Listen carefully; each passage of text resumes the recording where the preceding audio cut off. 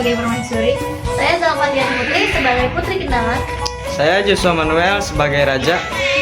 Sekian, terima kasih. Wassalamualaikum warahmatullahi wabarakatuh.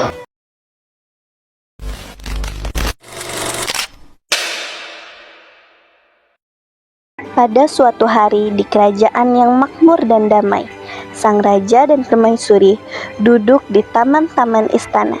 Putri-putri kerajaan berbincang ringan, sementara pelayan istana, Pok Rini, dengan sigap melayani, tak henti-henti cerewet mengomentari suasana istana. Namun, di tengah kebahagiaan itu, terselip rasa gelisah di hati sang raja.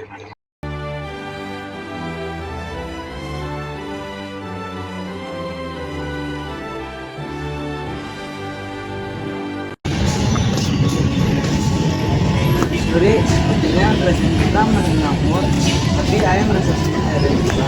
Kurang apa Kak Cika? Segala adil, kakek sejahtera. Entah, tapi ayah merasa seperti ada ancaman. Ayah, jangan terlalu serius. Semua baik-baik aja. Mungkin ayah cuma kebanyakan diri siang. Jangan bercanda. Apa yang namanya pasti benar. Kita harus waspada. Kalau kata ayah Baginda, lebih baik kita siaga. Barangkali ada penyamun atau orang licik yang mengganggu istana. Sebelum begini, ayah akan menggunakan jaga istana untuk lebih Baginda, satu kita dulu ada penyamun perumahan di luar istana. Tempatnya belum jadi. Terus kita harus tahu paman. Tak lama berselang, berita buruk mengguncang istana. Dari luar gerbang, datanglah sosok perempuan asing, penuh kesombongan dan niat jahat. Dialah Nyai Nani, penyamun licik yang berani menentang kekuasaan kerajaan.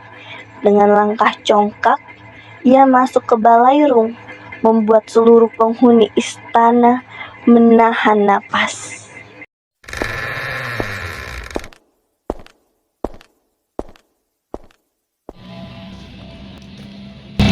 Hormat, aneh kesini bukan buat minta izin, tapi buat mengambil.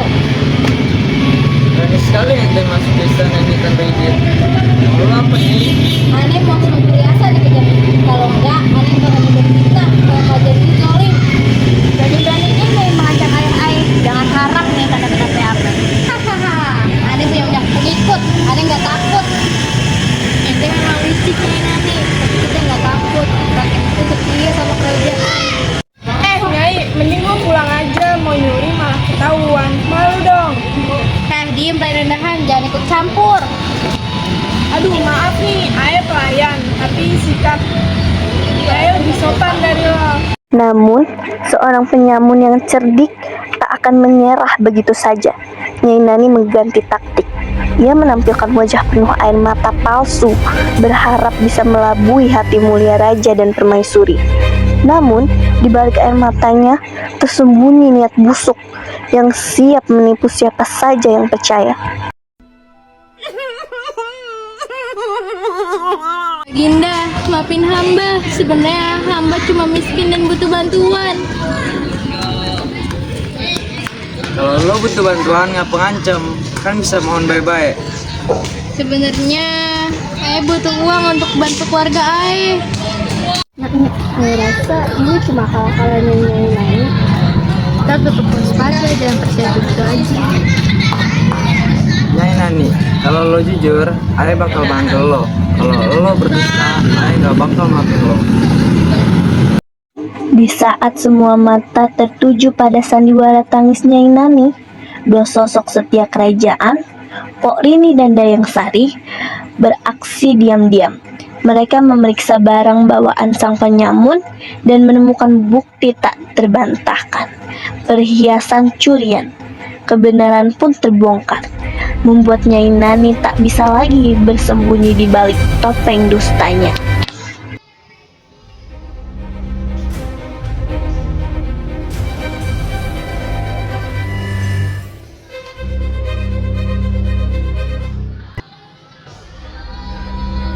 Ketahuan, lihat nih, semua ini barang curian lo, Nyai Nani. Ternyata ente berbohong, Nyai Nani. Dasar maling. Tunggu, ini cuma kesalahpahaman. bener-bener ya Nyai, keterlaluan. Ai bisa menjarain lo atas perbuatan ini. Dalam kebijaksanaan yang agung, sang raja tidak memilih jalan kekerasan. Ia memutuskan untuk memberi Nyai Nani kesempatan kedua, bukan dengan penghargaan, melainkan dengan tanggung jawab. Si penyamun harus mengembalikan apa yang telah ia curi dan menebus kesalahannya dengan bekerja keras, membantu rakyat kecil. Di hadapan seluruh penghuni istana, lahirlah pelajaran berharga tentang keadilan, ampunan, dan pentingnya kejujuran. Maafin lo, tapi lo harus mengembalikan semua barang yang lo curi dan bekerja untuk rakyat di desa terpencil. Iya Baginda, maafin Ai menyesal. Ente harus belajar dari kesalahan yang kita buat, jangan pernah menyanyiakan lagi kebaikan. Tuh kan, kalau jujur dari awal hidup lo lebih gampang. Semoga ini jadi pelajaran untuk kita semua. Kalau kejujuran lebih penting daripada kekayaan. Iya, dan jangan pernah berurusan sama kita lagi ya. Dan begitulah istana kembali tentram. Nyai Nani berjalan pergi dengan penuh penyesalan, meninggalkan pelajaran abadi bagi semua, bahwa serakah hanya membawa kehinaan, sementara kebaikan dan kejujuran adalah kunci sejati menuju kedamaian.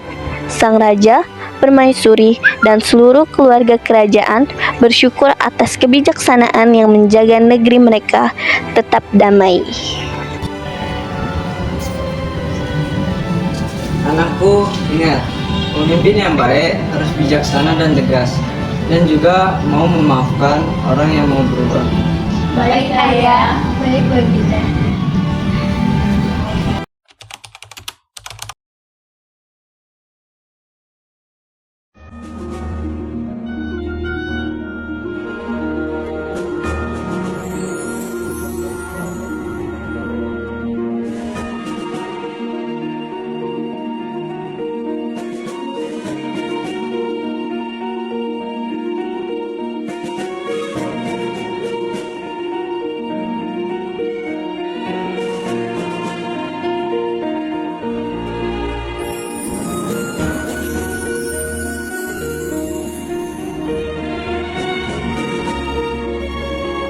Pesan moral dari cerita ini adalah kejujuran dan kebaikan akan membawa kedamaian.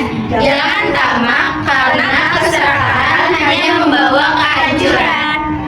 Sekian pesan moral dari video ini. Wassalamualaikum warahmatullahi wabarakatuh.